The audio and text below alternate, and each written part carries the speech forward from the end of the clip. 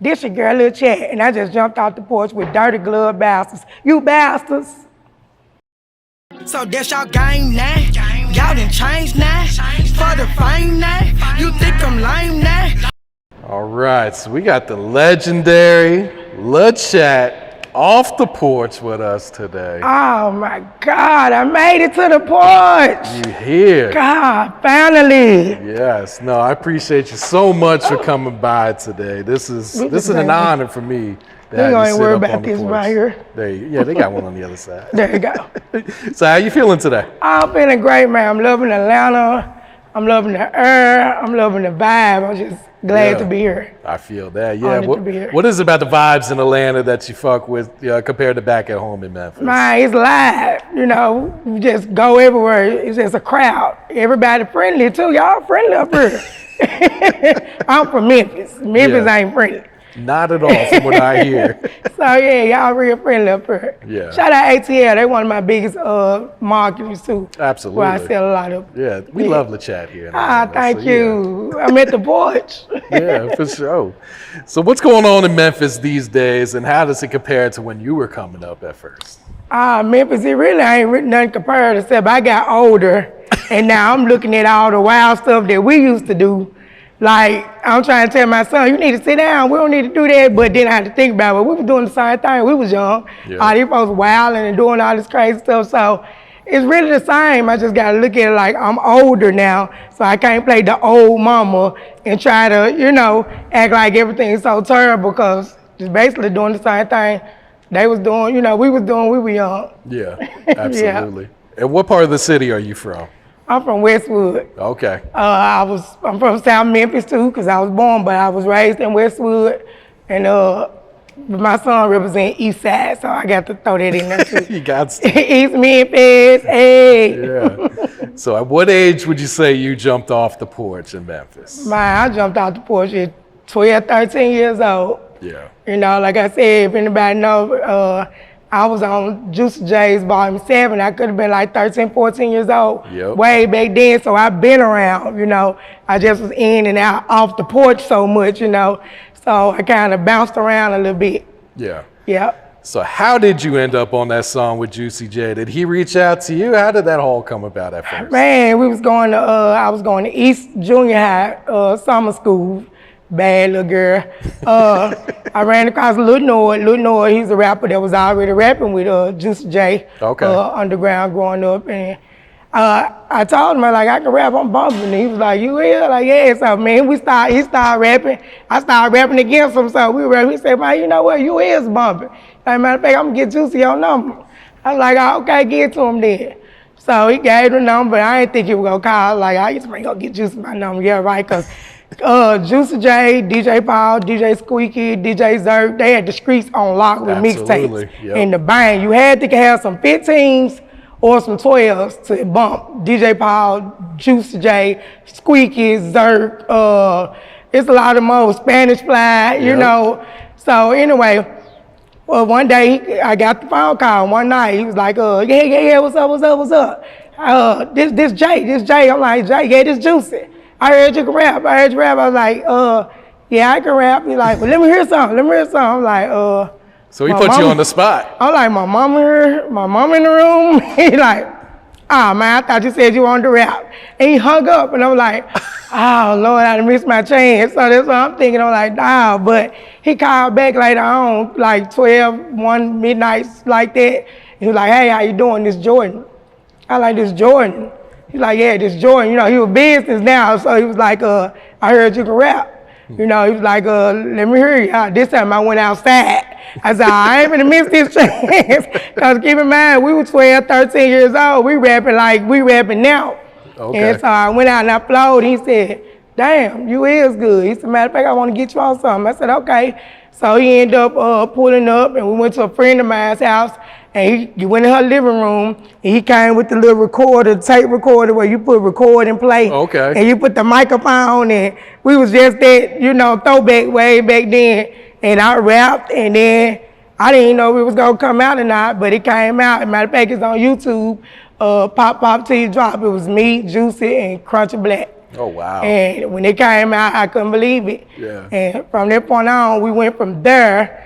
And then I was still off the porch, whatever we gonna call it, still in the streets, dipping and dabbing. I was still off the porch. And they was rapping. And then next thing you know, he called me, was like, Chad, we got a deal. Y'all got a deal? He's like, yeah, we got a deal. You know, I was like, okay. So they was working on the Mr. Styles project. Okay. I'm too busy off the porch. I'm young. I'm chasing a man with a nigga. I'm a female, so I'm in the streets. We riding, we trapping, we doing everything, but really taking life, everything serious. We getting our money. And I just ended up being on one song on Mr. Styles' album. Anybody remember? I'm on the Deposit song, you know. Yep. So I was glad to even catch that in. So the streets was going crazy. They still was like checking rap and all that. And like I said, I was still off the porch. And I'm young. I'm falling up behind my dude. We in the streets getting money once again. And I look up on the news, they just signed a big major record deal. I was like, oh, Lord. These folks climbing up. They were Relativity. They got all type of stuff going in. Me, I was like, oh, man. But what I did, I kept rapping and kept putting my name out. I'm going on Beale Street, doing all type of things. I dropped the album with my cousin, Gang Gang and Big Pat. They did the album for me, and now it's called Ultimate Revenge, but it really was the album that was really pre-recorded before it was released. It got released years later. Okay. But I dropped it and Juice and them got it in their hand and they was like, man, Chad, you know, we want you back. We want you back. And I was like, y'all want me back? He was like, yeah. And it was like I never left. And I came back and man, we came with the Hypnotize campus. I dropped their hoes. Can't be like niggas and pull triggers, Classic. you know. Yes. And it was on from there. We did the Project Hoes and man, it was on. Yeah. Yeah. What were those studio sessions like with everyone in the studio? Because these posse tracks had everyone on them. I'm sure you guys were pretty competitive too. Like, I ain't gonna get out rapped on this. Man, they was crazy. They was wild. They was fun because we actually had to go to the studio every day, 7 days a week, 5 o'clock like a job. So we really never knew what songs we was gonna be on, really. You know, we just done them. And that was wild. And when the beats come on, I never know what I'm gonna say until I write. You know, I just sit down, because I'm not a freestyler.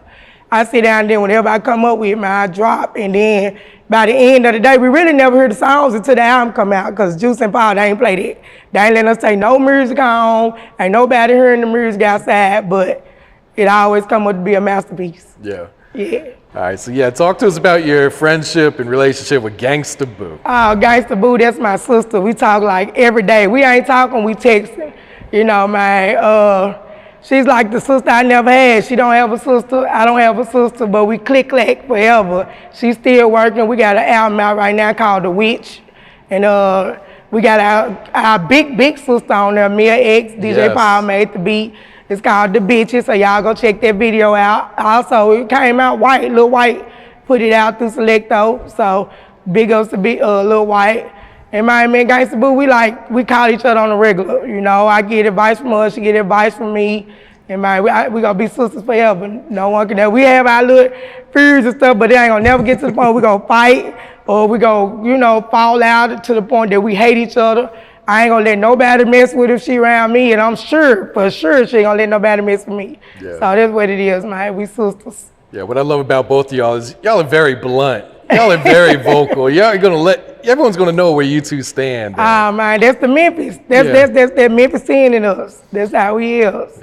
Yeah. Did you guys click right away as soon as you guys first met? Yeah, we clicked right away. We, you know, all of us got the same attitudes. That's what I think. Because really the way we talk, the way we rap is the way we talk. All of it be like Memphis slang.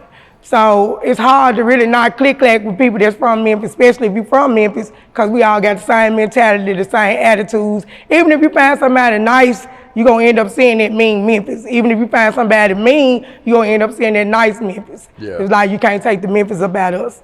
Absolutely, yeah. Yeah.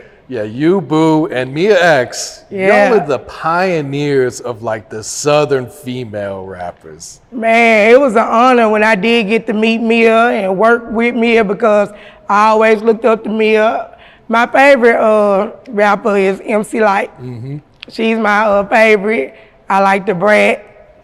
Of course, Mia X, of course, Gangsta Boo, and then it's me. Yeah. You know, that's my top 5. Did you guys know at the time that you were kicking down these doors for Southern female rappers at the time, or you were just rapping? I was just rapping. I thought this was normal. I thought what I'm saying, it wasn't all that until I started going places and people like, who write for you?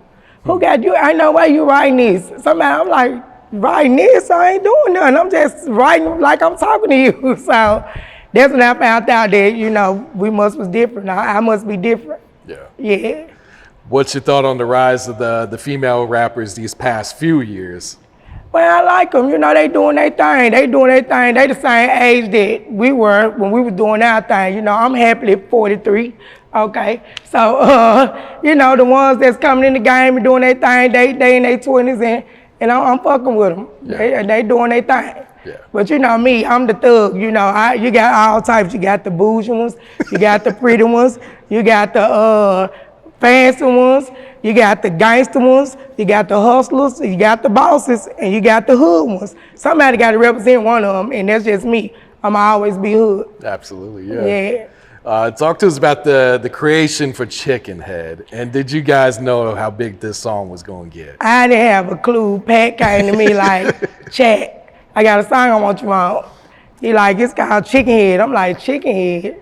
Okay, he said, man, I just want you to roast me on there. He said, he said, I want you to roast me, and then I'm gonna come behind you. So people don't know that. They thinking that we recorded mic to mic, side to side. He didn't have a clue what I was gonna say. I didn't have a clue what he was gonna say.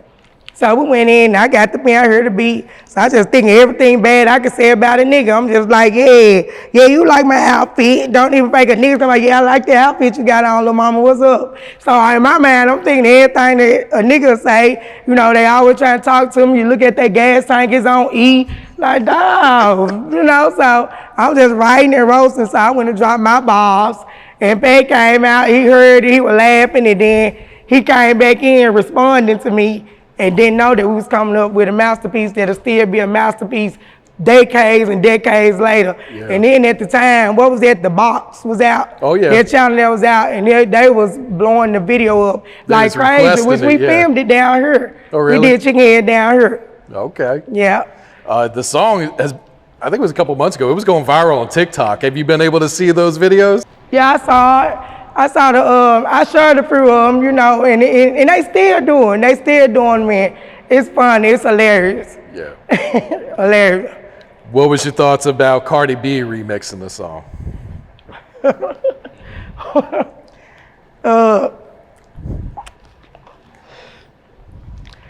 My thoughts on Cardi B, man, who run it? You know what I'm saying? That's all I gotta say. It's just like, it is what it is. I just feel like ain't nothing wrong with it because a lot of songs get remixed, but I still feel like when you get to saying folks' words and all that, you should at least shout them out or say something, That's like I just recently say, you got the business side, but you also got the personal side too. Just because you hear something that you like, that don't mean it's yours. You can go take it and go say it. You gotta at least reach out and be like, man, yeah, I fuck with that. What you said, and man, I peeled you for it or crack a joke or something, you know what I'm saying? But it is what it is, it ain't nothing but the Who Run It challenge came out and I said what I said and it was that. Yeah, so she never reached out to you? No, she never reached out to me, but I'm sure Paula do. One thing about them, they ain't playing, so I'm sure the business they took side. care of the business side of it, but big up to Cardi B. She doing her thing, but she know who I am. Yeah. You know what I'm saying? So it's an honor to me. It's a compliment. I got you. Can you tell us what type of person Lord Infamous was? Man, Lord Infamous is crazy, mad, funny. There will never be another Lord Infamous. I tell this story everywhere, every interview I go to, because I don't want them to miss it. Me and Lord, one day we was in Birmingham. It was so funny. And computer had left his door unlocked. And Lord Infamous was like, Chat, come on, we finna go vandalize computer room. I was like, okay, here I am, okay. We done came here for, we done took his blankets and pillow slips and Lord Infamous done put his clothes in the tub, and I'm talking about we messed this man's room up to the point that when computer got in there, he thought somebody broke in his room and really did it. He was going crazy, he couldn't sleep. He had to go to another room, they reported it downstairs. I think they went far even making police reports because at this point, they thinking somebody looking for money. They ramshacked the room, they looking for something. So the next day, we all on the tour bus, and they was like, y'all ain't gonna believe this. They piled juice and they telling us, man, somebody ramshacked, they broke a computer room last night. I don't know what they were looking for, but they got his clothes wet. Lord Emma was laughing so hard. And I'm calling, hitting him like, don't stop. He like, I gotta tell him, Chad. I'm like, Lord, no. And he just found the bus out. It was me and Chad.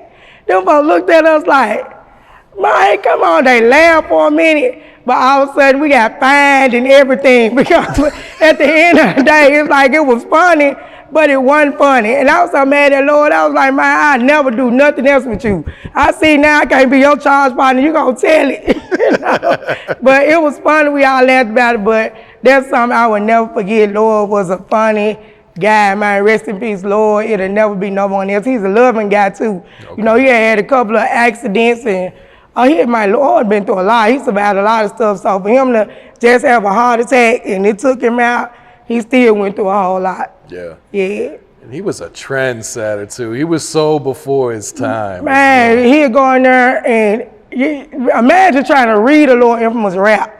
I'm in the studio one day and we got the same color tablet.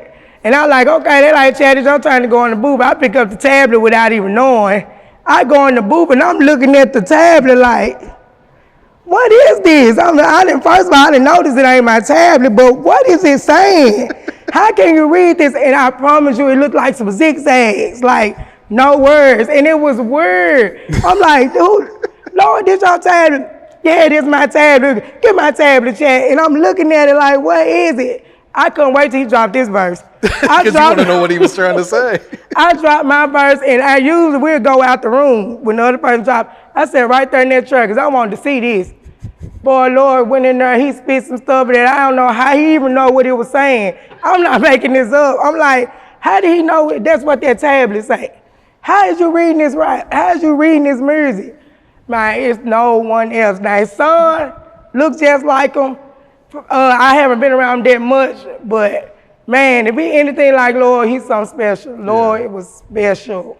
Yeah. For real. Definitely a legend in the game. Yep. How much fun was it creating that project, Murder, She Spoke? Oh, it was real fun. It was exciting because keep in mind, it was like my first real big project. And cause we had been doing a lot of little albums here and there. And I was featured on them. Now, down this time, we had already did Chickenhead, and people that knew me, I was on tour with Pat. When we did Chickenhead, we were doing Jenna Jones talk shows, and it was like, I was the secret weapon. Pat would come out, do all his songs, he'd say Chickenhead for last, and we'd do Chickenhead, and then I come out, and the crowd going crazy, and I'm like, you know, it was all brand new to me. I never been through it, never had felt that before. And so now it was my turn to do my solo album. I'm like, oh, Lord. So my Paul and Juicy there give me a beat. I'm full of the Budweisers. Ooh, shout out Budweisers, because, man, they got me through there. I'm full of the Budweisers every session, but I created, man, what I didn't think what was going to be created. You know, they'll go in there, put the beat on, and they'll wait downstairs. They let me write, shout out Lil Pat, he was the engineer.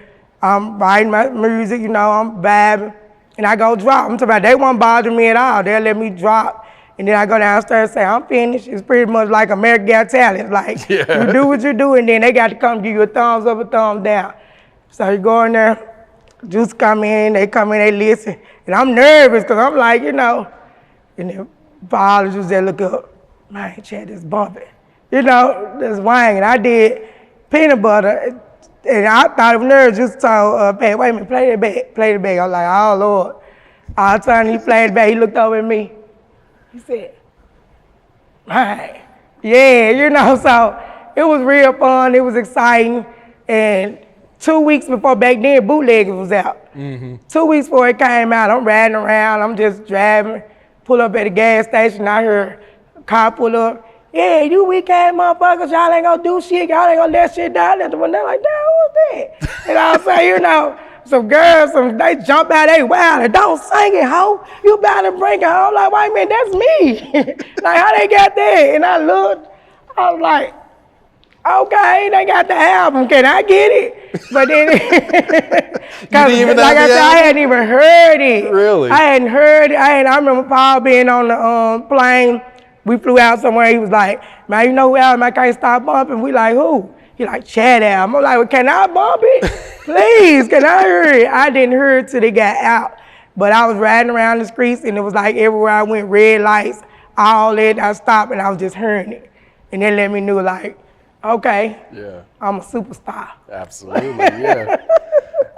So what was it like filming the movie Choices? Man, Choices was so fun. It was fun and funny, and it was really long hours, long days, because we filmed, I think, in like 2 months, something like that. But what we'll do, we was going over our script one day, and then we'll film the next day. Okay. And we'll all be in the room, and we'll be reading our parts and stuff. And then for some reason, I guess that was the joke. Every time I said my part, everybody laughing and stuff. And I'm like, what's funny? Y'all, and I'm saying it wrong. They're like, no, Chad, you just funny. And so I was like, okay. But Choices ended up being a masterpiece for y'all that had never seen this. Out on YouTube. You can download on Amazon. It's still selling right now. Yep. Matter of fact, I put my little cousins and other people up on it just so they can see it if they haven't seen it. You got to. Yeah. And the soundtrack's a classic, too. Oh, the soundtrack, ooh, killer, murder. And like I said, we never know what songs gonna go on what album. That's how we was able to stay productive, because we was at the studio every day. We was dropping music, we was real deal recording, and we was doing 16 bars.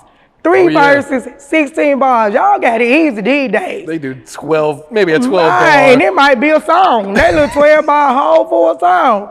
Man, we had to do 3 verses, 3 16s, plus hooks. Man, y'all, they worked us. Man, the industry worked us back then, for real, for real. Yeah.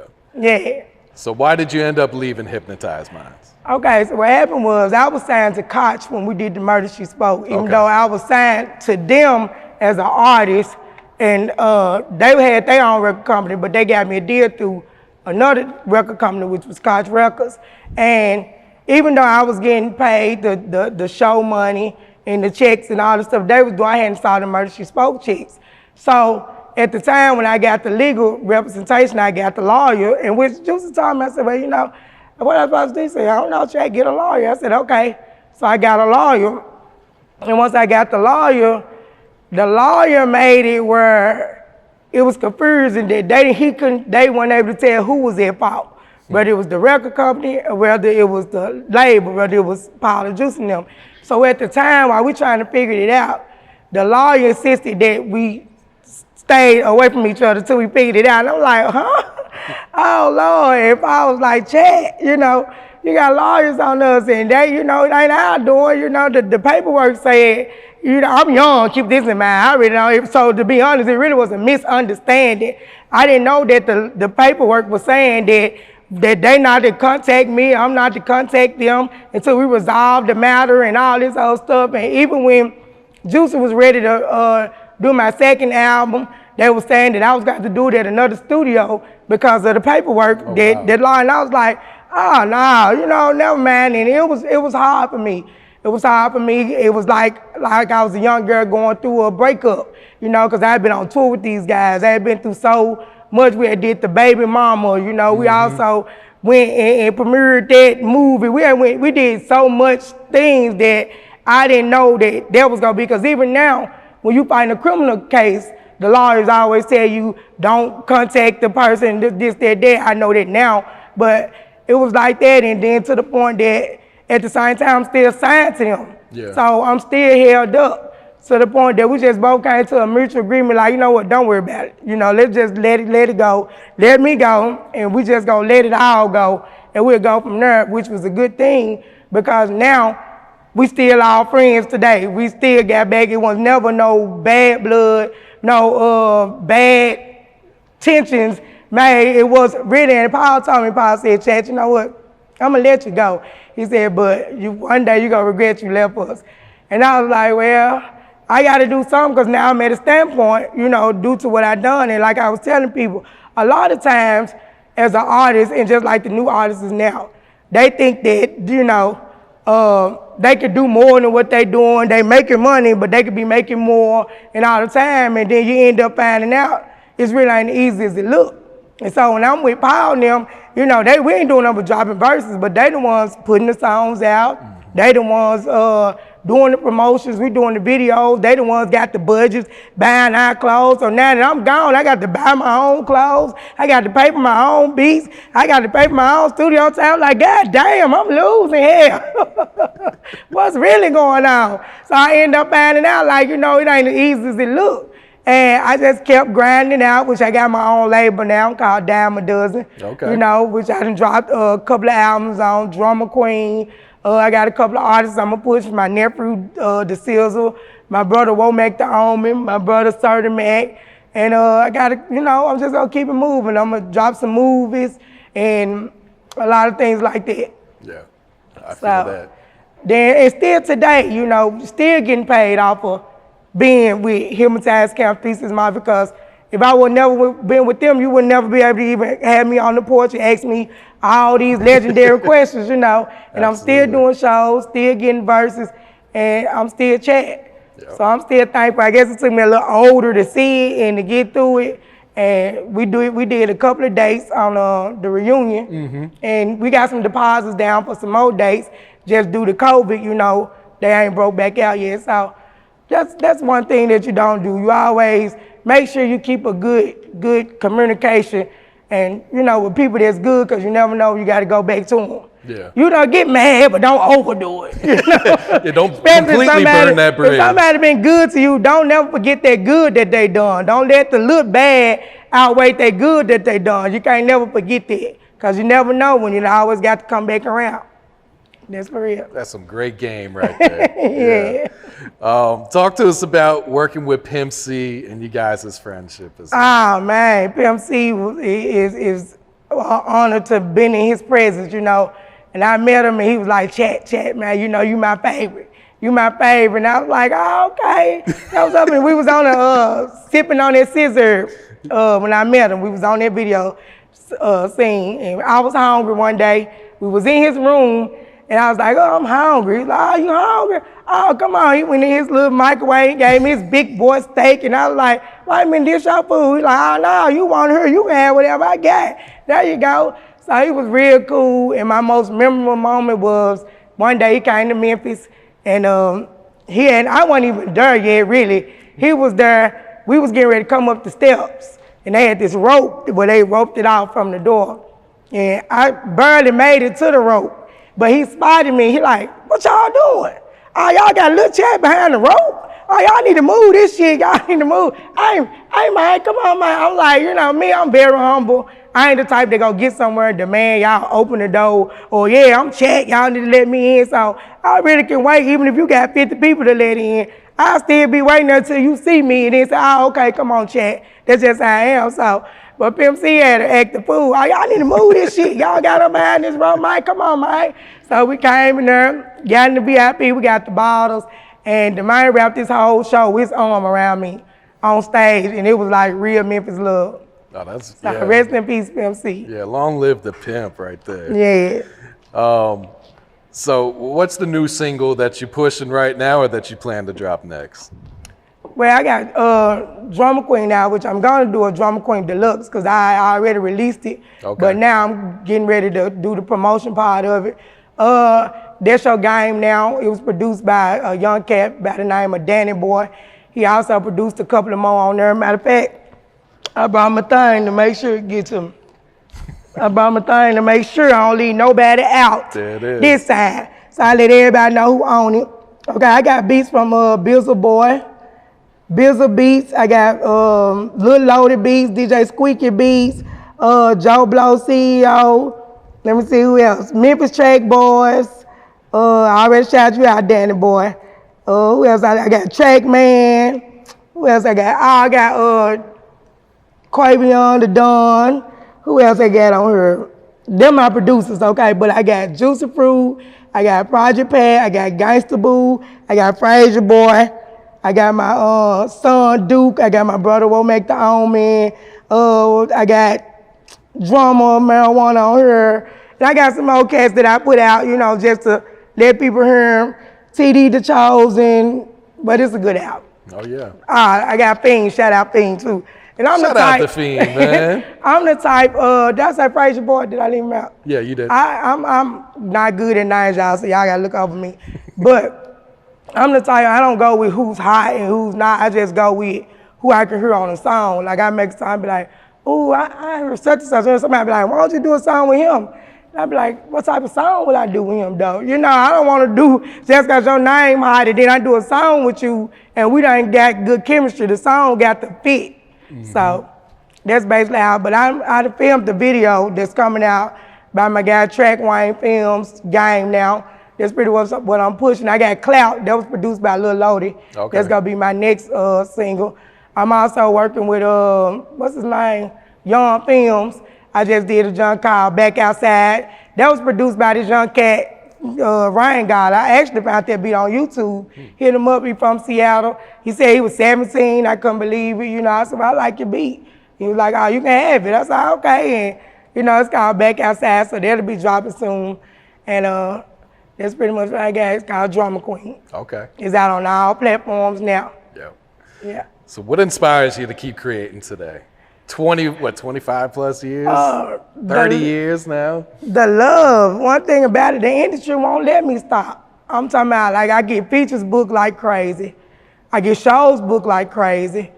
You know, and just the love of music. And people constantly looking for me. I can be, even when I'm on Instagram, I just had a conversation with a guy. He wanted it to be an argument, but I'm so over arguing. He come in with, I'm promoting stuff about food. He like, now Chad, I know you know better than be promoting food. I'm like, why, are you hungry or something? He like, I just wish you would promote your music more. You know, the game missing you, the game needs you. I'm like, man, look, the game already good. It's more than my life than music, you know. But it's good that you still checking for me. But, you know, matter of fact, get Drama Queen. It's out right now. So they always looking for me. And right now I do it for fun. Because all the hunger and all that, I already went through it. I already did the footwork. Back then we had to do the posters. We had to do the flyers. And they didn't have all this digital and all this stuff. It's easier now. It's way more easier. So it's fun, you know. Yeah. But that would keep me going, the fans, the game, the industry. And people like you, they invite me to do stuff like this. Oh, yes. And you got some merch available right now, too. Yeah, I got my own merch site. It's called www.lilchatmerch.com. Shout out my guy Lou at 24 Hour Print. He's my person that gets it out distributed, doing a good job at it. It's 2-day shipping. Y'all go on there, it's going down. My mug is one. I saw that.